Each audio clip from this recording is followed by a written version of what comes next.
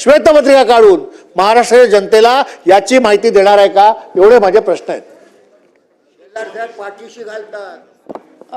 अध्यक्ष महोदय, मला आपल्या अनुमतीने सभागृहाला आणि सन्मान्य सदस्य महोदयांना या ठिकाणी माहिती द्यायची आहे की एकंदर जे काही लाडकी बहीण योजनेचे रजिस्ट्रेशन फॉर्म्स जे आलेले होते ते साधारणपणे 2,63,83,589 इतके फॉर्म्स होते आणि यापैकी साधारणपणे 2,43,82,936 इतके फॉर्म्स हे विभागाने ग्राह्य धरले. ज्या आकडेवारीचा 26 लाखाचा आपण उल्लेख केला ती क्रॉस व्हेरिफिकेशनसाठी माहिती व तंत्रज्ञान विभागाकडून ज्या आकड्यांचा आपण उल्लेख केला ती आमच्याकडे विभागाकडे प्राप्त झालेली होती. साधारणपणे महिला व बालविकास विभाग म्हणून आणि सर्वच सन्मान्य समोर बसलेले वरिष्ठ सदस्य आहेत, अनेक वर्ष त्यांनी सुद्धा मंत्रिमंडळामध्ये वेगवेगळ्या खात्यांमध्ये काम केलेलं आहे.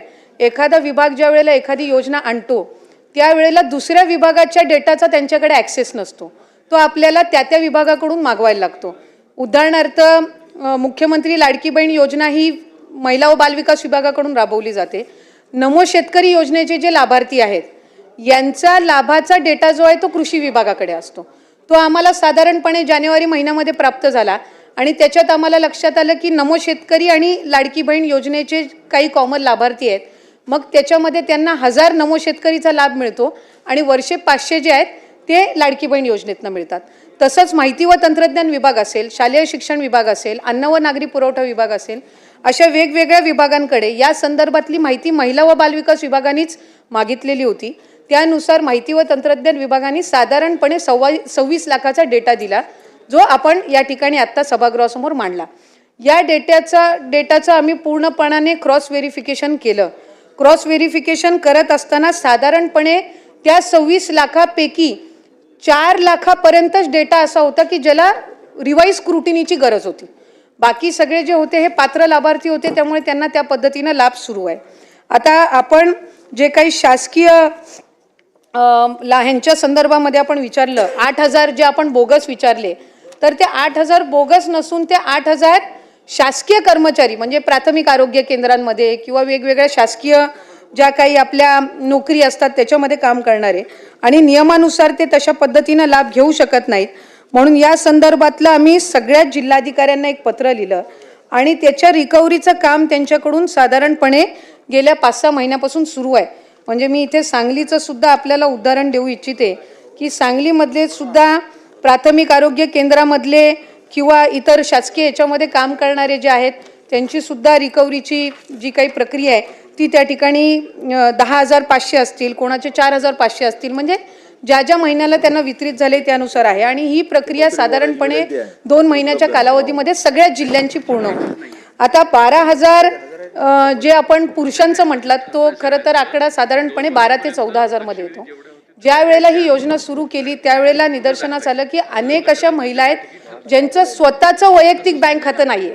त्यांचा आधार कार्डला त्यांच्या घरातला जो पुरुष असेल, मग वडील असेल, भाऊ असेल किंवा पती असतील, यांचं अकाउंटवर ते शासकीय योजनांच्या वेगवेगळ्या लाभ घेतात. म्हणजे लाडकी बहीणच नाही पण ह्या व्यतिरिक्त सुद्धा बहुतांशी योजनांचा लाभ हे त्यांच्या घरातले जे पुरुष आहेत त्यांच्या खात्यावरती घेतात.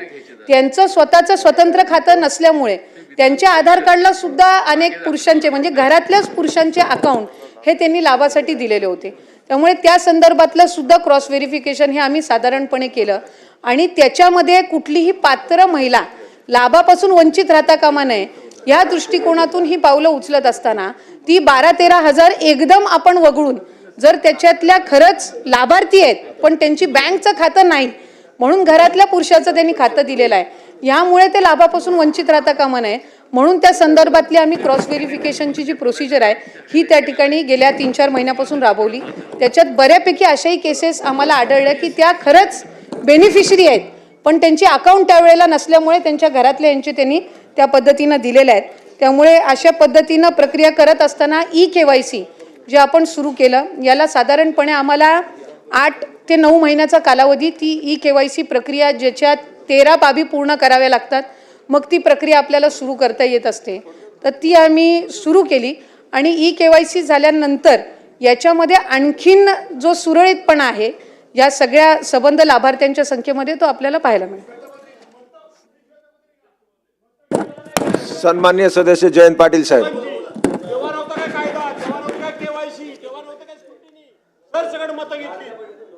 अध्यक्ष महोदय, मंत्री महोदयांच्या उत्तरातच कबुली जबाब आहे. विधानसभेच्या निवडणुकीच्या आधी ज्या घोषणा केल्या त्यामध्ये दुसरा कोणताही लाभ घेतलेला नसला पाहिजे अशी कंडिशन होती का? मग होती तर ज्यांनी असा लाभ घेतला ते अधिक दोषी ठरतात आणि ते दोषी ठरत असतील तर त्यांचे पैसे परत घेण्यापुरतं हे मर्यादित प्रकरण राहणार नाही. तर त्यांना अशी सिच्युएशन असताना मी दुसरीकडून लाभ 500 रुपयाचा घेतोय आणि तरी मी तुमच्याकडून 1500 मागितले आणि ती कंडिशन असेल तर त्या सगळ्यांच्यावर तुम्ही गुन्हे दाखल करणार काय? असं व्हेरिफिकेशन न करणाऱ्या अधिकाऱ्यांच्यावर तुम्ही गुन्हे दाखल करणार काय? आणि तिसरं म्हणजे सन्माननीय एकनाथ शिंदे साहेबांनी काल परवा पेपरला मी काल वाचलं की लाडकी सून योजना चालू करायचं ठरवलेलं आहे. बरोबर आहे? लाडकी सून, सुरक्षित सून, सॉरी मी लाडकी, आता लाडकं काय इलेक्शन असल्यामुळे लाडकं काय करायची गरज नाही, तर सुरक्षित सून अशा योजनेचा समावेश. बरोबर आहे, मी पाठिंबा आहे तुम्हाला माझा कायम पाठिंबा आहे, काय प्रॉब्लेमच नाही. त्यामुळं अशी नवी योजना करण्याच्या आधी अशा कंडिशन्स करा. पण पहिला प्रश्न माझा जो आहे की ज्यांनी असा चुकीचे फायदे घेतले, पुरुषांची नावं देऊन, तुम्ही आता काय म्हणताय केवायसी करतोय, केवायसी त्यांना अप्रूव्ह करण्याच्या आधीच तुम्ही करायला पाहिजे होतं. केवायसी आत्ता करायला लागला म्हणजे का? तर तुम्हाला योजना जड जायला लागली, तुम्हाला ही योजना कमी करायची आहे, तुम्हाला खर्च कमी करायचा आहे, त्यामुळे तुम्ही हुडकायला लागलाय की कुणी डुप्लिकेशन झाले, कुणी ज्यादा बेनिफिट घेतले आहेत, कसे करायला लागले. तुम्हाला हे ज्या कंडिशन्स आहेत त्या नंतर आठवलेल्या आहेत, हे मुक्तपणाने आता मान्य करा आणि आपण आता नक्की कोणतं धोरण स्वीकारणार आहात आणि या सर्वांवर तुम्ही गुन्हे दाखल करणार का याचं उत्तर द्या. जयंत पाटील साहेबांनी या ठिकाणी ज्या बाबींचा म्हणजे उल्लेख या ठिकाणी केला, मी सर्वात पहिला जो लाडकी बहीण योजनेचा शासन निर्णय काढला त्यामध्येच या सगळ्या बाबी समाविष्ट केलेल्या होत्या. आणि साधारणपणे मी आपल्याला पुन्हा एकदा सभागृहाला माहिती देऊ इच्छिते की टोटल रजिस्ट्रेशन जे आलेलं होतं ते 2,63,83,000 होतं. त्यापैकी 2,43,42,936 म्हणजे जवळपास 20-22 लाख जे रजिस्ट्रेशन फॉर्म्स होते हे त्यावेळेला सुद्धा त्याचं रेक्टिफिकेशन झालेलं होतं. नाहीतर पहिल्याच ह्याला 2,63,00,000च लाभार्थी असते, ते 2,43,00,000 होते, म्हणजे 2.43 होते. म्हणजे व्हेरिफिकेशनची प्रोसिजर ही सुरू असताना साधारणपणे ऑक्टोबर, नोव्हेंबर, डिसेंबरच्या कालावधीमध्ये, आचारसंहितेच्या कालावधीमध्ये पूर्ण स्क्रुटिनीची जी प्रोसिजर आहे ही त्या ठिकाणी स्थगित होती. आणि त्याच्यानंतर जानेवारी महिन्यामध्ये ज्या वेळेला सगळ्या विभागांना आम्ही त्या संदर्भातलं, खरं तर ऑक्टोबर महिन्यामध्येच त्या संदर्भातलं सगळ्या विभागांना पत्र आम्ही क्रॉस व्हेरिफिकेशन डेटासाठी दिलं होतं. कारण इतर विभागांचा डेटा हा आपण ॲक्सेस करू शकत नसतो एखादं डिपार्टमेंट. तर त्या ह्याच्यामध्ये जानेवारीमध्ये जशी त्यांच्याकडनं हा सगळा डेटा प्राप्त होत गेला त्या पद्धतीने याच्यामध्ये सुधारणाही केली गेली.